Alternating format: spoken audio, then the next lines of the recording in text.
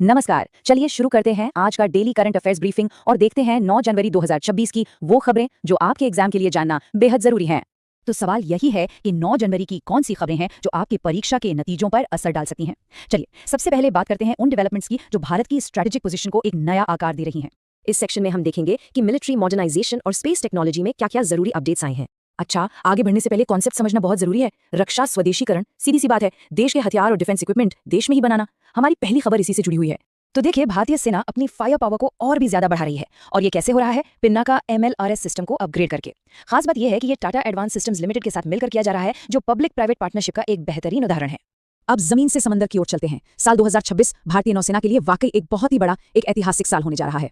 और जरा इस आंकड़े पर गौर कीजिए, पूरे 19 नए युद्धपोत। जी हाँ, एक ही साल में इतने युद्धपोत पहले कभी कमीशन नहीं किए गए। ये अपने आप में एक रिकॉर्ड है। तो इसका असल मतलब क्या है? देखिए, ये सिर्फ 19 जहाजों की गिनती नहीं है। इससे हमारी समुद्री सुरक्षा और मजबूत होती है, हमारी ब्लू वाटर नेवी बनने की क्षमता बढ़ती है और साथ ही देश में जहाज बनाने वाली इंडस्ट्री को भी जबरदस्त बूस्ट मिलता है। अब आसमान की तरफ देखते हैं। इसरो इस साल की शुरुआत एक बहुत ही महत्वपूर्ण लॉन्च से कर रहा है, PSLV C62 मिशन, जो अपने साथ एक एडवांस्ड अर्थ ऑब्जर्वेशन सैटेलाइट लेकर जाएगा, जिसका नाम है EOS N1 या अन्वेषा। ये सिविलियन और स्ट्रेटेजिक दोनों ही जरूरतों के लिए काम आएगा। चलिए अब देश के अंदर की खबरों पर आते हैं और देखते हैं कि शासन और संस्कृति के मोर्चे पर क्या हो रहा है। अब बात करते हैं एक बहुत बड़े राष्ट्रीय अभियान की, जनगणना 2027। इसके बारे में कुछ बेसिक फैक्ट्स हैं जो बिल्कुल पता होने चाहिए। ये देश की 16वीं और आजादी के बाद 8वीं जनगणना होगी और इसे गृह मंत्रालय करवाता है। तैयारियां जैसा कि हम देख सकते हैं शुरू हो चुकी हैं। तो इस बहुत बड़े काम का पहला फेज कैसे होगा? इसकी शुरुआत हाउस लिस्टिंग ऑपरेशन से होगी, जो 1 अप्रैल से 30 सितंबर 2026 के बीच चलेगा। कल्चरल फ्रंट पर देखें तो भारत की जो भाषाई विरासत है उसे बढ़ावा देने के लिए एक अहम कदम उठाया गया है। शिक्षा मंत्री ने क्लासिकल इंडियन लैंग्वेजेस में 55 अकादमिक रचनाओं को रिलीज किया है। और पर्यावरण से जुड़ी एक अहम खबर यह है कि भारत में बाघों की गिनती का जो काम है उसका पहला चरण अब आधिकारिक तौर पर थानथाई पेरियार वाइल्ड लाइफ सेंचुरी में शुरू हो चुका है।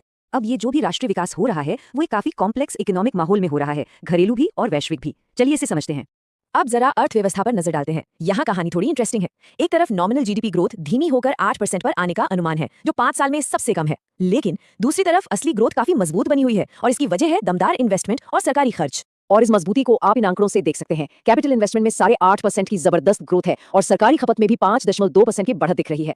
भारत की ये जो घरेलू तस्वीर है ये एक चुनौतीपूर्ण ग्लोबल माहौल के बीच है। संयुक्त राष्ट्र की world economic situation and prospects 2026 report में साफ कहा गया है कि दुनिया की आर्थिक ग्रोथ धीमी रहने वाली है और इससे निपटने के लिए अंतर्राष्ट्रीय सहयोग जरूरी है। चलिए अब जल्दी से बाकी की जरूरी खबरों पर एक नजर डालते हैं और फिर सभी मुख्य बिंदुओं को एक साथ समेटते हैं ताकि रिवीजन में आसानी हो। सबसे पहले UN की एक अहम घोषणा। साल 2026 को international year for rangelands and pastoralists घोषित किया गया है। ये पर्यावरण और सामाजिक विषयों के लिए काफी महत्वपूर्ण है। विज्ञान के इतिहास से जुड़ा एक छोटा सा लेकिन जरूरी अपडेट। 8 जनवरी को अर्थ रोटेशन डे मनाया गया।